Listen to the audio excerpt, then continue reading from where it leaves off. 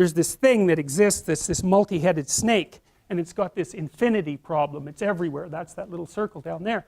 And the problem is, well, what do you do with it? You cut off one head, 7 more grow. That's the eternal problem of life. And the problem is, there is the category of problems in life, and it ain't going anywhere. And so the question is, can you deal with the whole category at the same time? That's the thing. That's how to be in the world, is to deal with that category all at the same time. And so how did human beings, what did they come up with as a solution? And that's so cool too, because the solution they come up with not only was the heroism that allows you to approach what you're terrified by and what you find offensive and to learn from it, but also the idea of sacrifice, and that was played out by cultures everywhere, including human sacrifice. And you think, what the hell was up with those crazy bastards so long ago? They were sacrificing to gods all the time. What kind of clueless behavior was that? Burn something and please God. Burn something valuable and please God. It's like, what was with them? What were they thinking? Well, they weren't stupid, those people. If they were stupid, we wouldn't be here. They were not stupid, and believe me, they lived under a lot harsher conditions than we do. So those were some tough people, man. You know, back then you'd last about 15 minutes, and so you don't want to be thinking of your ancestors as stupid. Like, there's no real evidence that we're much different cognitively than we were 150,000 years ago. So anyways, sacrifice, what does that mean, sacrifice? Well, it's a discovery, man. It's the discovery of the future. It's like the future is actually the place where there is threat, and it's always going to be there. So what do? You make sacrifices in the present so that the future is better. Right. Everyone does that. That's what you're doing right now. That's what you're doing here. That's what your parents are doing when they pay money to send you to university. They think, you can bargain with reality. It's amazing. You can bargain with reality. You can forestall gratification now, and it'll pay off at a place and time that doesn't even exist yet. It's like, who would have believed that? It's like, that's a miracle that that occurs. And it's not like people just figured that out overnight. You know, we were chimps, for Christ's sake. Like, how are we going to come up with an idea like that?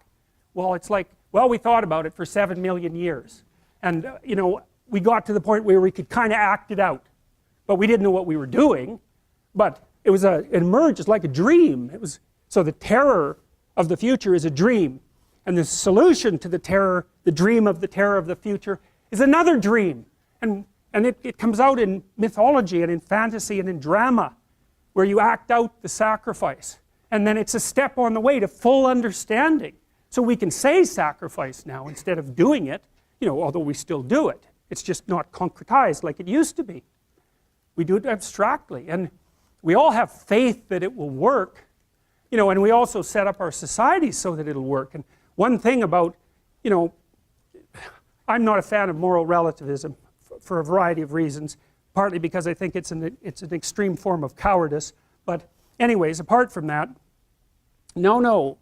There's minimal ways that you can set up a society that will work.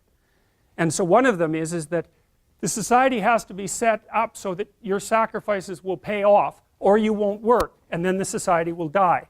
And so it has to make promises. People have to make promises to one another. And that's what money is.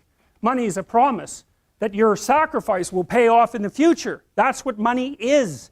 And so if the society is stable, you can store up your work right now, you can sacrifice your impulses, and you can work, and you can store up credit for the future, and then you can make the future a better place. But society has to be stable enough to allow for that. Hyperinflation will do you in. So the promise that's implicit in the currency is the promise that what you're doing now will pay off in the future. And if people don't have that promise, then, well, we know what they do. Because in gangs, for example, in, say, gangs in North America, the time horizon of the gang members shrinks rapidly because they don't really expect to be alive much past 21. And so they get really impulsive and violent, and like, why the hell not? That's what you do when the future doesn't matter, when it's not real. You default back to living in the moment, and you take what you can get right now. And no wonder, because you don't know if you're going to be around in a year. And you get whatever you can while you can bloody well get it. And that's like anarchy, that state. And so you don't want to live in, some people like to live in that state because they're really wired for that, you know. And so they're much more comfortable in those conditions. They're kind of like warrior types, I would say, in some sense. But you know, for most people, that's just, well, that stress will just do you in, you know, the stress of a life like that. So